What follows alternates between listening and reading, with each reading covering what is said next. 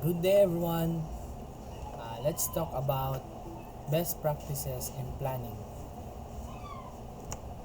A widely recommended strategy: keep three copies of data on two different types of media and with one copy stored offsite. This is the gold standard for robust data protection. So, three copies: the original data plus two backup copies. Two media types storing backup on two different technologies: internal server, disk, and tape, or local disk and cloud storage. Protect against a failure that might affect a specific type of storage media. So this is awareness for our office or home-based work that protected our local disk or cloud storage, to to uh, to against the failure this type of storage media. One offsite copy: keeping one copy geographically separate protect the data from localized disaster like fire, flood, or drift at the primary location. No. So next, regular testing.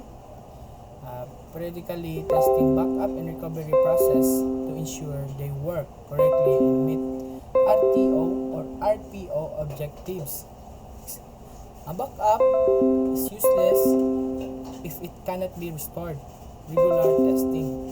So, so you will maintaining regular testing, involve actually attempting to restore data from the backup to verify that the files are intact in the recovery process works as expected. So, RTO, so recovery time objective. The maximum tolerable duration of time it takes to restore a business process after a disaster.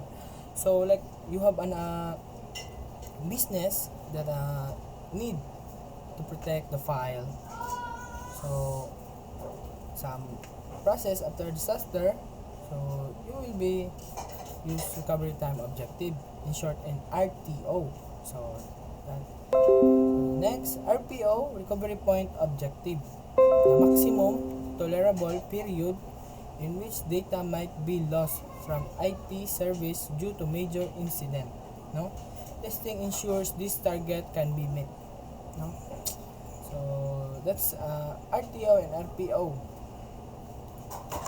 Last, automation. Using the software to schedule and manage backup to minimize human error.